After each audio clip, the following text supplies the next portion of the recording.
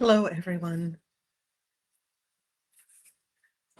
I wanted to do a quick check-in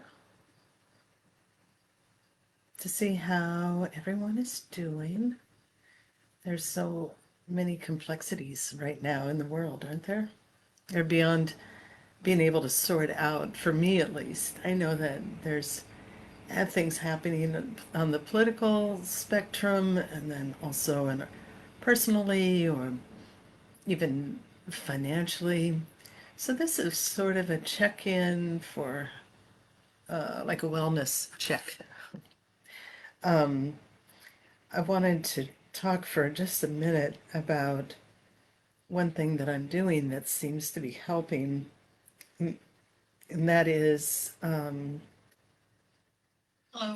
taking time to be with myself and setting boundaries instead of having sort of murky boundaries where maybe I say, oh, sure, I'll go do that, or no, yeah, I don't know. I'm just doing better at saying no and really saying to people in my life that I am a priority for myself right now. And then there are other times where I really do need to connect. So I'm trying to be super clear because my needs seem to be changing day to day, sometimes hour by hour or minute by minute, and just making sure that those support structures are in place with people who really get me. And to be honest, I'm sort of setting boundaries even with family members who I feel maybe don't understand me or don't want to be in a good place in terms of their support for me. Not everybody has the same viewpoints, which is totally fine. But right now I feel vulnerable and I want to be around people who help me feel strong in my vulnerability, if that makes sense. So bringing that to a point of clarity and a vision that I have for myself where I'm able to really spend time nurturing, caring for myself, but also my connection to those things that I see as spiritual in nature, including the angels and conversations I might have with God. And even sometimes those could be a bit argumentative on my part, where I may feel like I can't do just one more thing. Don't ask me to do one more thing. But always with a yes behind that, but maybe some complaining on my part also. So I don't know if any of you have had that experience where it's like, oh gosh, yes, I will do that, but oh, I wish I could be just a normal person and just, watch movies and lay in bed and not do, I don't know what that idea of normal is. What do normal people do? Um, Anyway, another thing I wanted to bring up was this idea of attachment. And I do attend a Sunday morning teaching with a Tibetan Buddhist teacher. And this morning the conversation was about attachment. And it was interesting because he was saying that it's not necessarily that we don't own things, it's about how much attachment we have to the things that we have in our homes or in our lives. And he gave the example of clothes. Like, are we wearing clothes that we are really attached to, and either financially or how they look, or ironically, I had a conversation with a friend shortly after that on the phone, and she was complaining about how she had bought a new pair of shoes and nobody was complimenting her on her shoes, and she said, maybe they're just not the right shoes for me." And so I thought that was a funny coincidence that that conversation came up just like that, just so suddenly. So when we're attached, to an idea or to politics or to this is mine, like arguing over a parking place or who cut in line at the grocery store or who has ownership of the lawn or the fence that surrounds your property or something. It's like, what is it really doing to us when we're that attached? That's really the question. How much energy are we spending being connected to things that maybe don't really matter? And where could we be putting our energy and our focus otherwise? Because there are lots of opportunities for us to do things with our day, with our thoughts, our behavior, our actions, our attitudes, so we can direct our thoughts. We could be a master, in a way, of our thoughts and our emotions. We can take charge of those things. Going back to the idea of setting boundaries, we can set boundaries that are personal to us, and we don't have to justify them. We can really just say, I need a night alone, or I need space to work on this project, or I need time that I can talk on the phone to my friends. Whatever it may be, there is always this idea of insight and clarity that comes when we are aligned with ourselves and what our needs are. So how do these things balance out? How does attachment and alignment and boundaries, setting personal boundaries, it feels like a scramble, right? Like how do we get through a day when we're trying to be so mindful? And this is why it's important to take time to practice. And to be honest, even breathing sometimes throughout the day, even if you just take 2 minutes, you could even set a timer on your phone and get every hour just set for 2 minutes that you're going to take time to breathe in deeply into your own physical body and your being and feel the presence of you being present in whatever situation, whatever scenario it is. Even if you're driving your car, just taking time to take a couple of minutes, heck, even 1 minute, just to become aligned, connected, feel that truth and that wisdom bubbling up from within before you proceed on the next task or the next conversation or the next thought.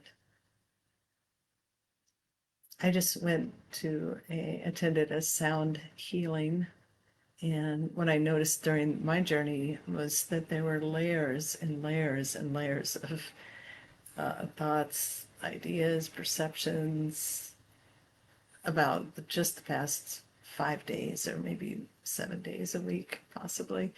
And in those times, I noted that each one of those things was only partially processed in my understanding and my consciousness. So that tells me that my basket is too full. I have way too many things in my basket. And if I continue just to add things, then I begin to feel overwhelmed, tired, exhausted, irritable, anxious. Even sometimes I'll get the physical outcome of that, of feeling lethargic or anxious. There's so many things that happen every day. So slowing down, taking time to breathe, to feel connected to ourselves, even feel our own heartbeat. You can put your hand up over your heart if you're feeling like you're dissociating or not quite present with yourself. Just feel your heartbeat, feel connected. Another way to do this is to feel your feet connected to the earth. And it doesn't have to be that you're barefoot in a grassy meadow. This can happen anywhere. You can be in an elevator in an office building and just imagine your body feeling connected, or the bottoms of your feet feeling connected to the earth.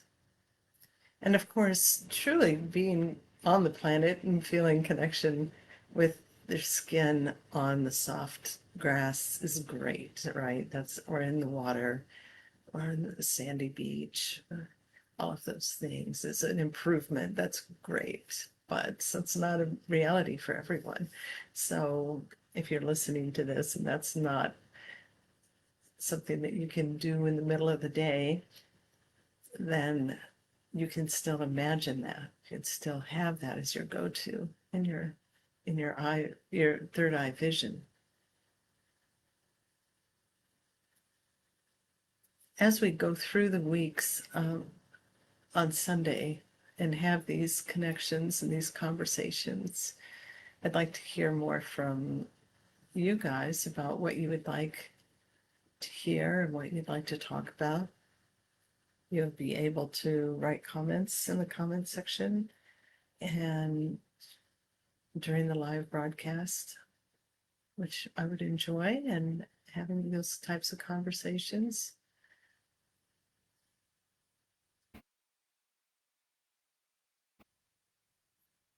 I'm wondering how people are doing with the current state of politics, what your thoughts and feelings are. Are you feeling emotional, angry, sad, scared, happy, congruency? I don't know. I mean, everyone has their own feeling and experience, so that's part of the difficulty and also part of the wonder of being on the earth at this time is that there are so many forms of expression. There are multiple forms of expression, and this is the joy.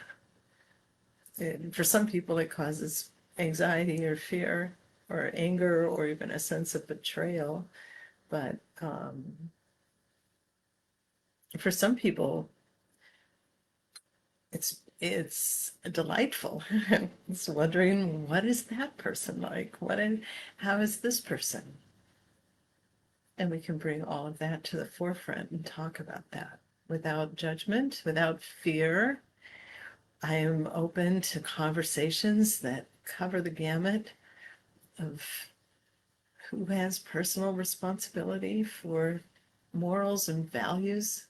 There's from the strictest, the parents have to decide that only, to letting society have some freedom to create those rules and those constructs. Or alternatively, maybe there's no constructs. I just want the conversation to be open, free and clear of anger and frustration.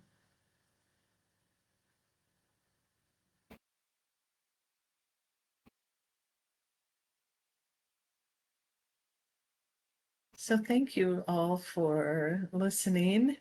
I will be live again tonight at 8 p.m. Eastern Time. And I look forward to connecting then, and then we'll be live again next Sunday.